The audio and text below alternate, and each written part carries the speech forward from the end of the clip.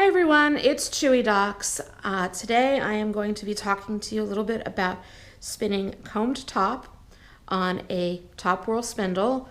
I will be using my Bosworth spindle. This one is made out of tulip wood with a cherry shaft. It is a Midi size spindle, and it is the very first Bosworth spindle that I ever purchased.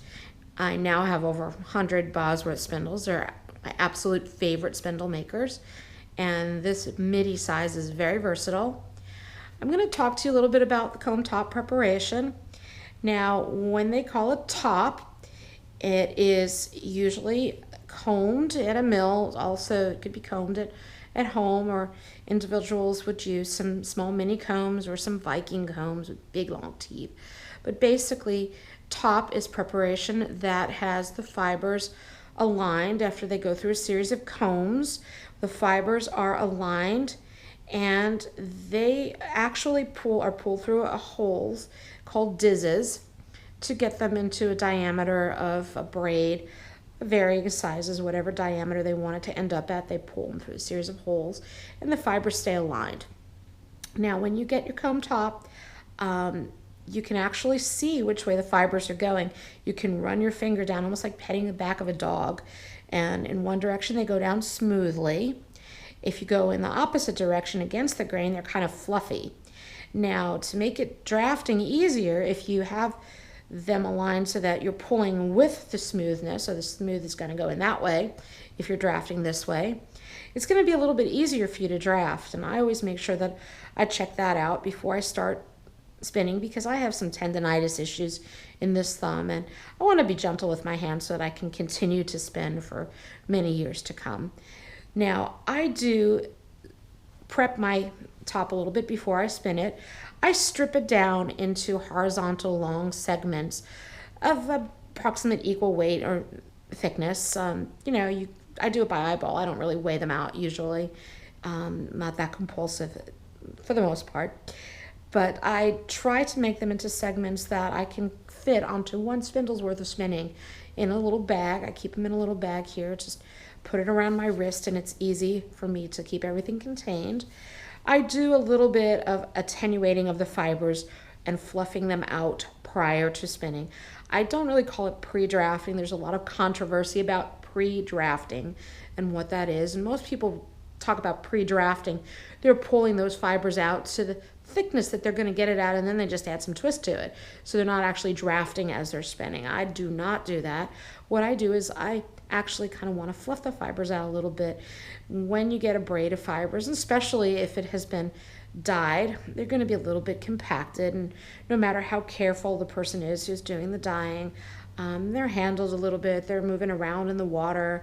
They're taken out and they're laid out to dry, and the fibers are going to rub on themselves. They're going to be packed and they're going to be shipped to you, and they are going to be a little bit compacted. And just to make it easier and more enjoyable for spinning, what I do is I attenuate them a little bit very carefully, because you can see there's color changes, and I don't want one color to slip into another color.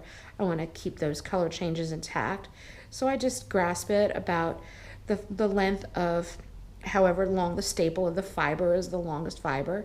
In this case, this is a blend, so it has some alpaca and some Shetland.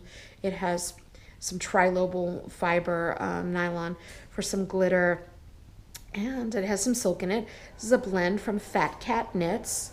So basically what I am doing is I'm just pulling a little bit gently and attenuating those fibers a little bit. And I want to just kind of very carefully attenuate those fibers so that I'm opening them up a little. You can see how they're a little bit puffier, but I'm not really pulling them all the way. I'm not yanking them too hard, just very softly kind of pulling them out and just make it a little bit easier. And then I just kind of stuff them in this little bag, kind of accordion style, just kind of get it all in there. And then what I'm going to do is I'm going to start spinning. Now, you've got your spindle here, and it doesn't have anything on it, and so how do you get this attached to that? I'll show you. I park it between my legs, pull some fibers out, just kind of a little bit thicker than however thick I'm going to have them spun. I want to have a little bit of extra fluff at the end of my fiber. I'm gonna do that and fold it over kind of in a U so it's caught over there like that. And I'm gonna give it a spin. I'm gonna spin and just park and draft a little. I'm gonna pull them out just a little bit, give it another spin, and I'm getting closer to the thickness that I'm actually gonna be spinning. And now I'm at the thickness that I'm gonna continue to spin on. Then I just kind of butterfly them down along my hand there, grab that spindle, and I'm gonna slide that little U on there and just start wrapping on, winding on a little bit, like that. And then catch the fiber into the notch, catch it onto the hook. Now I'm gonna roll it on my thigh, going in a clockwise direction. We call that a Z-twist. Basically, there's Z-twist and S-twist. Counterclockwise is S-twist, clockwise is Z-twist.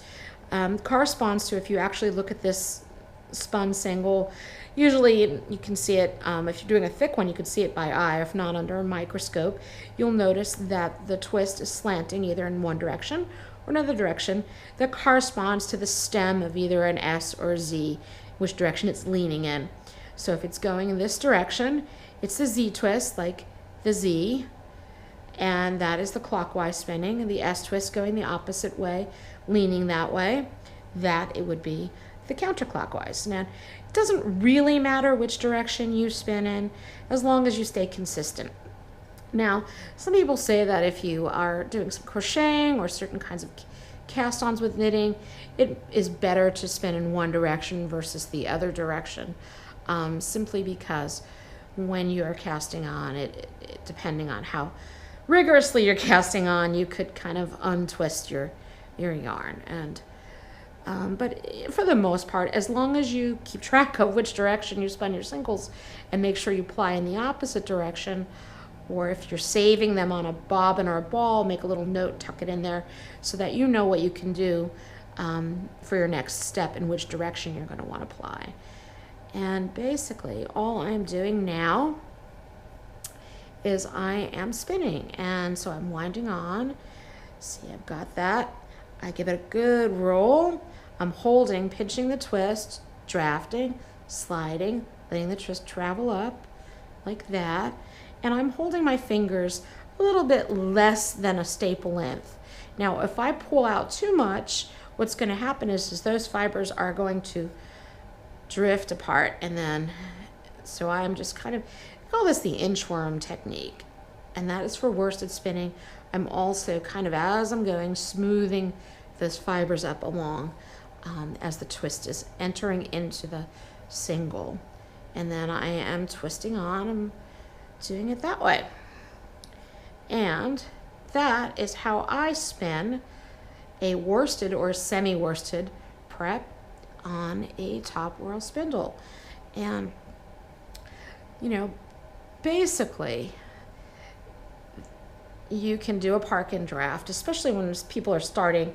They might put the twist in, kind of park it with their, and then pull and let the twist travel up, so it's not actually moving, because they're afraid that that spindle is gonna drop and fall, so they just don't want to have it hanging there.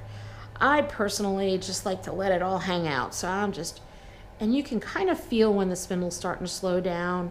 You just don't want it to backspin in the opposite direction, because that means that all your twist is going to come out.